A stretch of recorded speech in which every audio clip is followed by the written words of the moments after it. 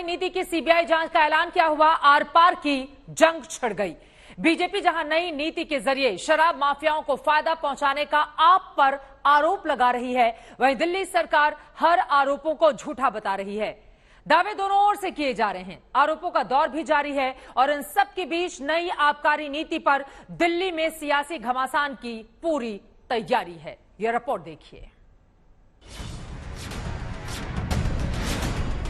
सत्येंद्र जैन को इन्होंने गिरफ्तार कर लिया झूठे केस में पिछले महीने। अब मनीष सिसोदिया जी को गिरफ्तार करने जा रहे हैं। जेल से हमें डर नहीं लगता। तुम लोग सावरकर की औलाद हो जिसने अंग्रेजों से माफी मांगी थी। हम लोग भगत सिंह की औलाद हैं, हम भगत सिंह को अपना आदर्श मानते हैं। शराब के खेल में हमलों की झड़ी सावरकर की औलाद बनाम भगत सिंह की औलाद तक पहुंच गई। दिल्ली सरकार का गुस्सा इस बात से समझा जा सकता है कि सबसे पहले प्रेस कॉन्फ्रेंस किया सौरभ भारद्वाज ने, फिर केजरीवाल ने अपना संदेश जारी किया, उसके बाद आतिशी ने माइक संभाली और आखिर में सांसद संजय सिंह ने बीजेपी पर धावा बोला। उपराज्यपाल के आदेश के बाद दिल्ली के सीएम केजरीवाल ने सामने आकर एक्साइज नीति की सीबीआई जांच पर सवाल उठाया। भगत सिंह सावरकर का नाम लिया, बीजेपी पर तीखा हमला बोल दिया। जेल से हमें डर नहीं लगता। तुम लोग सावरकर की औलाद हो जिसने अंग्रेजों से माफी मांगी थी। हम लोग भगत सिंह की औलाद हैं, हम भगत सिंह को अपना आदर्श मानते हैं, जिसने अंग्रेजों के सामने झुकने से मना कर दिया और फांसी पर लटक गया। हमें जेल से, फांसी के फंदे से डर नहीं लगता। कई बार जेल हुआ है हम लोग। देखिए, बहुत बेशर्म है वो लोग जो भगत सिंह जी के नाम पे राजनीति करते हैं। इस जन्म में तो नहीं, अगले 100 जन्म में भी वो भगत सिंह नहीं बन सकते। और जहां तक उन्होंने वीर सावरकर जी की बात करी है कि हम वीर सावरकर जी की औलाद हैं, उनसे दिल्ली के मुख्यमंत्री जी से जाके ये सवाल पूछिए कि कितनी बार माफी मांगी है कोर्ट में जाके।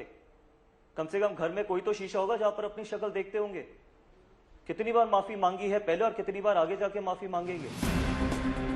केजरीवाल दिल्ली सरकार पर लगाए गए हर आरोपों को गलत बता रहे हैं। एक्साइज पॉलिसी की रिपोर्ट में सिसोदिया के नाम को साजिश बता रहे हैं।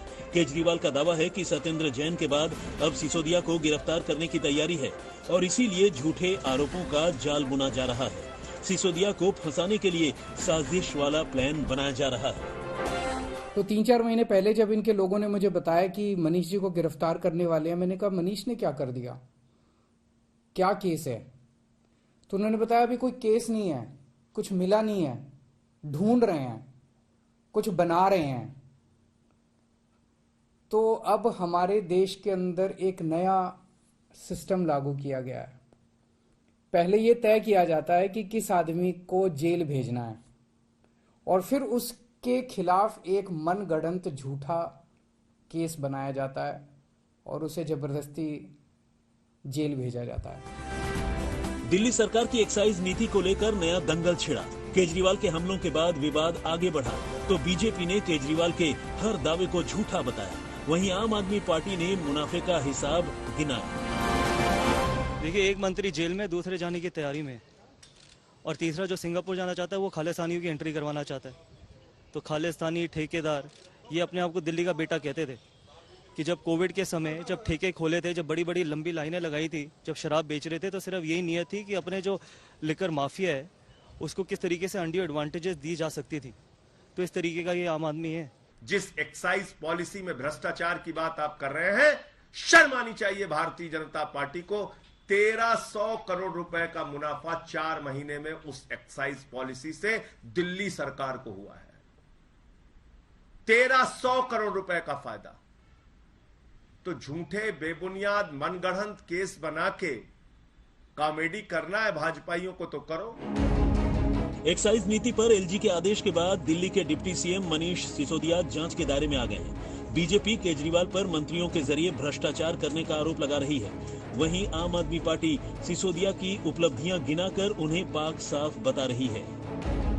आपने एक घोटाले को अंजाम देने के लिए आपने एडमिनिस्ट्रेशन को अलग हटाकर रख दिया और अपनी कैबिनेट में अप्रूवल लाने के बाद एक शराब माफिया को 140 करोड़ रुपए लाभ देने के लिए उसको आप पुनः टेंडर दे रहे हैं, जबकि उसमें स्पष्ट रूप से नजर आ रहा है आप केवल हरिश्चंद्र बनकर सबको ईमानदारी का सर्टिफिकेट देना चाहते हैं। केजरीवाल साहब, कोई भी विभाग आपके पास क्यों नहीं है कि दिल्ली के पहले मुख्यमंत्री हो आप, 7 साल में आप इन लोगों से करप्शन कराते हो, इन लोगों से गलत काम कराते हो, आप हरिचंद बने रहते हो, फिर बाद में कहते हो कट्टर ईमानदार है। सिसोदिया हैं जिन्होंने दिल्ली के सरकारी स्कूल में पढ़ने वाले इन लाखों बच्चों को एक अच्छा भविष्य दिया है। ये वही मनीष सिसोदिया हैं जिनके नेतृत्व में पिछले 5 साल से दिल्ली के सरकारी स्कूलों के नतीजे प्राइवेट स्कूल से बेहतर आ रहे हैं। ये वही मनीष सिसोदिया हैं जिनके नेतृत्व में पिछले कुछ सालों में 4 लाख से ज्यादा बच्चों ने प्राइवेट स्कूल छोड़कर सरकारी स्कूल में एडमिशन लिया है। इससे पहले गुरुवार को ही उपराज्यपाल ने अरविंद केजरीवाल को सिंगापुर में मेयर की कॉन्फ्रेंस में जाने की इजाजत नहीं दी थी, जिसे लेकर पहले ही तनातनी जारी थी। अब एक्साइज नीति पर जांच के आदेश ने दिल्ली और केंद्र के बीच नई जंग छेड़ दी है। केजरीवाल इस बहाने बीजेपी पर आरोप लगा रहे हैं, ईमानदार सरकार को परेशान करने के आरोप लगा रहे हैं। सत्येंद्र जैन को इन्होंने गिरफ्तार कर लिया झूठे केस में पिछले महीने। अब मनीष सिसोदिया जी को गिरफ्तार करने जा रहे हैं ये लोग। तो आखिर ये आम आदमी पार्टी के पीछे क्यों पड़े हैं, हम ही लोगों के पीछे क्यों पड़े हैं? 3 कारण है। पहला कारण, आम आदमी पार्टी वाले कट्टर ईमानदार हैं। दूसरा कारण, ये हमारे पीछे क्यों पड़े हैं हाथ धो के? जब से पंजाब में आम आदमी पार्टी जीती है, पूरे देश के अंदर आम आदमी पार्टी की आंधी आ रही है। और तीसरा कारण, ये क्यों हमारे पीछे हाथ धो के पड़े हैं, दिल्ली के कामों को रोकना चाहते हैं। इन हमलों और वार पलटवार के बीच दिल्ली की नई एक्साइज नीति पर नया संग्राम छिड़ गया। और तो और केजरीवाल ने शुक्रवार शाम 4 बजे एलजी के साथ होने वाली साप्ताहिक बैठक से भी बीमारी का हवाला देकर किनारा कर लिया।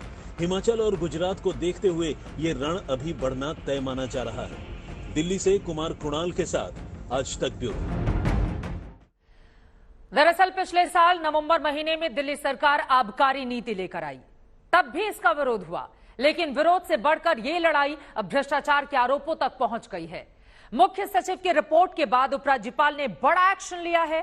बड़ी बात यह भी है कि इस रिपोर्ट में सीधे तौर पर डिप्टी सीएम मनीष सिसोदिया का नाम लिया गया है।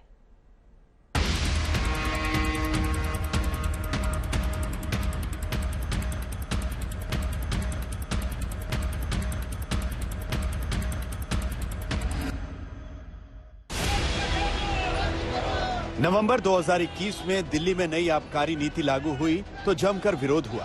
धड़ाधड़ खोली जा रही नई नई दुकानों को लेकर लोगों ने खूब प्रदर्शन किया, लेकिन तब ना केजरीवाल सरकार टस से मस हुई, ना ही उसे ऐसे विरोध प्रदर्शन की फिक्र हुई। लेकिन अब वही आबकारी नीति सवालों के घेरे में आ गई। दिल्ली में आबकारी नीति पर सियासी जंग छिड़ गई है। दरअसल उपराज्यपाल विनय कुमार सक्सेना ने सीबीआई जांच की सिफारिश की है। एलजी ने नई एक्साइज पॉलिसी पर दिल्ली के मुख्य सचिव नरेश कुमार की रिपोर्ट के बाद ये एक्शन लिया है। इस रिपोर्ट में सीधे डिप्टी सीएम मनीष सिसोदिया का नाम लिया गया है। कहा गया है कि नई नीति के जरिए शराब लाइसेंस धारियों को फायदा पहुंचाया गया। एलजी के आदेश के बाद बीजेपी आम आदमी पार्टी को निशाने पर ले रही है। आप सरकार पर शराब माफियाओं को फायदा पहुंचाने का आरोप लगा रही है। बोला है अभी आम आदमी पार्टी की सरकार कहाँ रही है, अब तो ये ठेकेदारों की सरकार हो गई है। और सिंगापुर, वहाँ पर क्या, सिंगापुर जाके भी खालिस्तानियों की एंट्री करवाना चाहते हैं अरविंद केजरीवाल जी, जिस तरीके से पंजाब में करवाई है। ठेके खोल के सिर्फ पैसे कमाने की कोशिश की जा रही थी, और उस समय भी इनको पैसे कमाने की पड़ी थी जब देश को एक इंसानियत की जरूरत थी। तो ये आम आदमी पार्टी अब हटा के नाम अब ठेकेदार की सरकार कर देनी चाहिए, क्योंकि ठेके वालों की तो सरकार है ये। हमने जो कंप्लेन करी थी और जो दस्तावेज हमारे पास है उसमें 3 मेजर चीजें हुई हैं इसके अंदर। पहली, टेंडर की शर्तों के हिसाब से कार्टेल अलाउड नहीं था, और दस्तावेज कहते हैं कार्टेल हुआ है। टेंडर के हिसाब से ब्लैक लिस्टेड कंपनी अलाउड नहीं होती है। और तीसरा, मैन्युफैक्चरिंग कंपनी अलाउड नहीं है रिटेल सेक्टर के अंदर, लेकिन यहां पे नियमों को धत्ता देते हुए उनको, उस मैन्युफैक्चरिंग कंपनी को रिटेल का सेक्टर दिया गया। बीजेपी आरोप लगा रही है कि शराब माफियाओं को फायदा पहुंचाने के लिए सारे नियमों को ताक पर रखा गया और इसके जरिए दिल्ली के राजस्व को नुकसान पहुंचाया गया। वहीं आप इन आरोपों को फर्जी बता रही है। सावरकर का नाम लेकर बीजेपी पर हमला बोल रही है। हम सावरकर की तरह अंग्रेजों से माफी मांगने वाले लोग नहीं हैं। हम शहीद आजम भगत सिंह की विचारधारा को मानने वाले लोग, और इसलिए ये जेल की बदर घुड़कियां मत दिखाओ, ये गिरफ्तारी की बदर घुड़कियां मत दिखाओ। आपने जितने मामले अब तक दिल्ली की सरकार के खिलाफ और हमारे विधायकों के खिलाफ किए हैं, सारे के सारे मामले बेबुनियाद, फर्जी और मनगढ़ंत हैं। जो है दिल्ली के मुख्यमंत्री अरविंद केजरीवाल की इस गंदी जुबान से हमारे ऐसे महापुरुषों का नाम निकलना ही बहुत ही खराब बात है। तो चाहे वो वीर सावरकर हो, चाहे वो शहीद भगत सिंह हो, चाहे और भी कोई महापुरुष हो, तो ऐसे अरविंद केजरीवाल के गंदे मुंह से इन सबका नाम निकलना ही बिल्कुल शोभा नहीं। उधर केजरीवाल आरोप लगा रहे हैं कि दिल्ली में हो रहे विकास के कामों से बीजेपी डरी हुई है। यही वजह है कि ऐसे आरोप लगाकर उन्हें रोकने की कोशिश की जा रही है। दिल्ली के कामों को रोकना चाहते हैं। दिल्ली के अंदर जो शानदार काम हो रहे हैं, सिंगापुर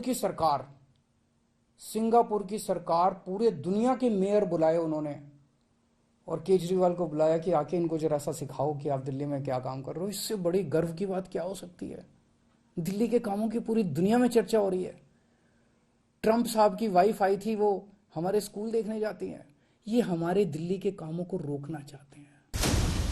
अब तमाम खामियों के आरोप के चलते आबकारी नीति जांच के घेरे में है। अब लाइसेंस बांटने के तरीकों की जांच होगी, शराब माफियाओं को फायदा पहुंचाने के आरोपों की पड़ताल होगी, और इस बहाने दिल्ली बनाम केंद्र की लड़ाई और तेज होगी। दिल्ली से कुमार कुणाल के साथ आज तक ब्यूरो।